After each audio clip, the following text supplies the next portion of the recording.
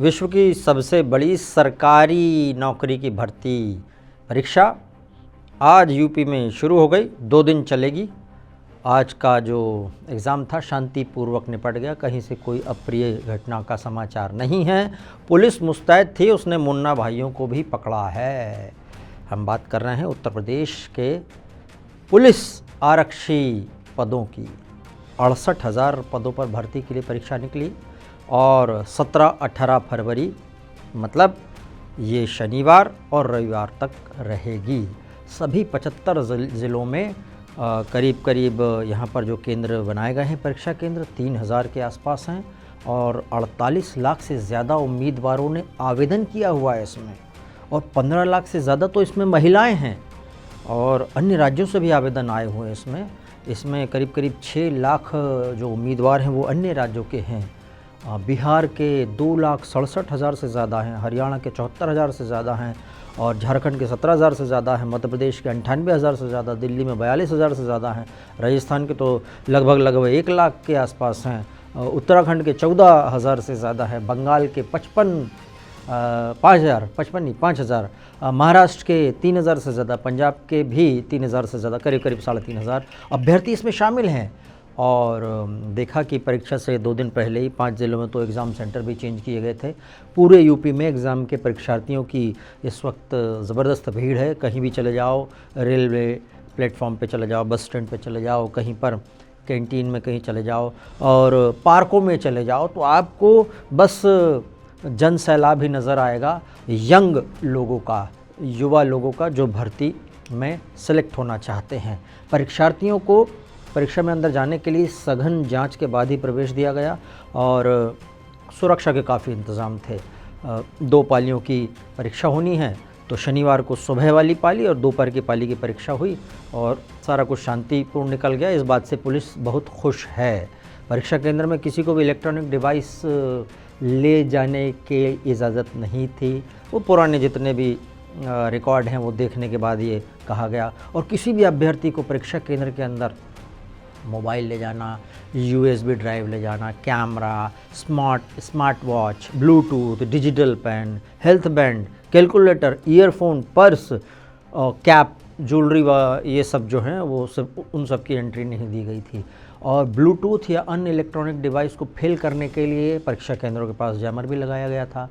और exam centre के अंदर एडमिट कार्ड के साथ ही और वैलिड एंट्री के लिए फ़ोटो ID कार्ड दिखाना पड़ा और अभ्यर्थी को आधार कार्ड, पासपोर्ट, ड्राइविंग लाइसेंस, ये डॉक्यूमेंट दिखाना पड़ा है। वैसे शनिवार की परीक्षा अच्छी हो जाए, सुचारू रूप से हो जाए, इसीलिए DGP प्रशांत कुमार खुद परीक्षा केंद्रों के निरीक्षण के लिए निकले थे। उन्होंने कहा कि परीक्षा पूरी तरह से निष्पक्ष हो, इसलिए सारी व्यवस्थाएं की गई हैं। जो लोगों को भ्रमित करने का काम कर रहे हैं उनके खिलाफ कठोर कार्रवाई की जाएगी। हम सोशल मीडिया पर भी नज़र बनाए रखे हैं। परीक्षा केंद्रों के आसपास कड़े सुरक्षा प्रबंधों के साथ साथ हॉट स्पॉट पर QRT तैनात की गई है। परीक्षा में नकल रोकने के लिए STF ने भी मोर्चा संभाल रखा और 200 मीटर के दायरे में परिंदा भी पर ना मारे, ऐसी स्थिति बनाई गई। और अभ्यर्थी को भी 2 घंटे पहले बुला लिया गया और आधे घंटे पहले ही कमरे के सामने उनको बुलाया गया। उसके बाद एंट्री मिली है और आसपास के इलाके पूरे खाली कर लिए गए। पुलिस भर्ती परीक्षा को लेकर सरकारी अस्पतालों में भी अलर्ट किया गया था। इमरजेंसी वार्ड में डॉक्टर, स्टाफ, उन सबको कहा गया था कि तैयार रहना आप। व्यापक अभियान चलाए गए थे वैसे पुलिस के द्वारा इस बार। सॉल्वर गैंग, वो मुन्ना भाई वाला, उनके सदस्यों को गिरफ्तार करने के लिए ज़बरदस्त काम हुआ है। DGP प्रशांत कुमार ने बताया कि पहले दिन 58 लोगों को गिरफ्तार किया गया या हिरासत में लिया गया। एटा से सबसे ज़्यादा गिरफ्तारियाँ हुई हैं, 15 लोग यहाँ गिरफ्तार हुए हैं, फिर गाज़ीपुर से 8 और मऊ और जौनपुर से 5-5 लोग गिरफ्तार हुए हैं या हिरासत में लिए गए हैं। बताया गया कि मऊ में कुछ युवक दूसरे के स्थान पर परीक्षा दे रहे थे। पुलिस ने फिर चारों लोगों को कब्जे में लिया। 2 कार, 13,000 रुपये वहाँ से बरामद हुए। 4 सिंगल पॉलीमर फिंगरप्रिंट, एक ब्लूटूथ और फिर एक एडमिट कार्ड डुप्लीकेट वाला और फिर 2 आधार कार्ड बरामद हुए हैं। एटा में तो गलत तरीके से उपयोग कर रहे थे ये सारे लोग। अधीक्षक, वहाँ के पुलिस अधीक्षक धनंजय कुशवाहा जी ने कहा कि हमें सिपाही भर्ती परीक्षा में अनुचित साधनों का उपयोग करने की योजना बनाने वाले लोगों का पता लगा। हमने 15 लोगों को गिरफ्तार किया और उनसे पूछताछ की और उसके बाद में पुलिस ने गिरफ्तारी करी है उनकी। पुलिस ने उनके पास से 2 लाख रुपए भी बरामद किए हैं। कन्नौज में एडमिट कार्ड में तो अभिनेत्री सनी लियोनी का एक फर्जी एडमिट कार्ड वायरल हो गया, उसको अभ्यर्थी बनाकर पेश किया गया और लाल कलर के कपड़े पहने हुए सनी लियोनी खड़ी हुई है और पुलिस भर्ती में अभ्यर्थी के तौर पर उसको दिखाया गया। वो वायरल हो गया, सब जगह घूम रहा है वो अभी भी। पुलिस ने उसकी जांच भी की है, तो वो फर्जी पाया गया पूरी तरीके से। हो सकता है किसी ने मजाक में भी इस तरह का काम किया हो, लेकिन ये वायरल हुआ। यूपी के देवरिया से भी एक मुन्ना भाई को गिरफ्तार किया गया और अजीत साहनी नाम था उसका। वो चंद्रभूषण नाम के व्यक्ति की जगह परीक्षा दे रहा था और बिहार का रहने वाला था, उसको फिर पकड़ा गया। और फिरोज़ाबाद में भी सॉल्वर गैंग का एक व्यक्ति पकड़ाया है। 2 अभ्यर्थियों सहित 4 लोगों को गिरफ्तार किया है उसमें टोटल। और दूसरे लोगों की जगह ये परीक्षा दिलाने के लिए 5-5 रुपए लेकर बैठे हुए थे। कानपुर एसटीएफ ने यूपी पुलिस भर्ती में सेंध लगाने की कोशिश कर रहे 2 युवकों को दबोच लिया। फ़ोन कॉल्स करके दोनों युवक पुलिस भर्ती में नौकरी लगवाने की बात कर रहे थे।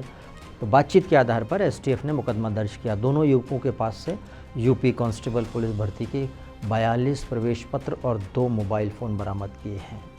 और मैनपुरी में पुलिस की परीक्षा में मुन्ना भाई पकड़े गए, तो सभी जगह से मतलब मुस्तैद रही।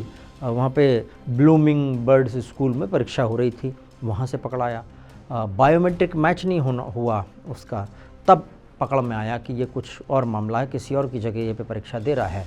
और किसी अंशुल कुमार के नाम पर वो परीक्षा दे रहा था। करहल रोड से उसको पकड़ा गया। मऊ के दोहरी घाट थाने में भी मामला सामने आया है और 3 लोगों को, एक विद्यालय में एक परीक्षार्थी से आधार कार्ड स्कैनिंग में दिक्कत आई, तब पकड़ा गया उन लोगों को। और फ़ोटो आईडी कार्ड आधार से मैच नहीं हो रहा था, तो फिर पुलिस पूरे मामले में जुटी और उनको फिर पकड़ा गया या हिरासत में लिया गया। और वैसे अन्य भर्ती परीक्षा के आंकड़े पिछले वर्ष जैसे हुए थे, इस वर्ष भी कांस्टेबल भर्ती परीक्षा के जो उत्तर हैं, आंसर शीट हैं जिनकी, वो जारी कर दी जाएंगी। पुलिस ने उसके लिए कल से व्यवस्था करी है और कुछ ही दिन में जैसे ही 18 तारीख की, मतलब रविवार की भर्ती परीक्षा ख़त्म होगी, वैसे ही इसको जारी कर दिया जाएगा आधिकारिक वेबसाइट पर। वैसे यूपी सरकार में इस साल बम्पर भर्ती हो रही है सरकारी पदों पर। हमने देखा 23 से ही चालू है और 2024 ये भर्तियों का असर चुनाव पे होगा, अवश्य होगा। और ग्राउंड ब्रेकिंग सेरेमनी भी होने वाली है, वहाँ MOU साइन होंगे प्राइवेट कंपनियों से। तो प्राइवेट कंपनियों से जब MOU साइन होंगे तो ओबियसली जब इन्वेस्टमेंट आएगा तो प्राइवेट भर्तियां भी निकलेंगी। एक तरीके से देखा जाए तो 2024 यूपी की इकोनॉमी और यूपी में जो रोज़गार लेने वाले कैंडिडेट्स हैं, जो उम्मीदवार हैं, उनके लिए 2024 अच्छा साबित होगा।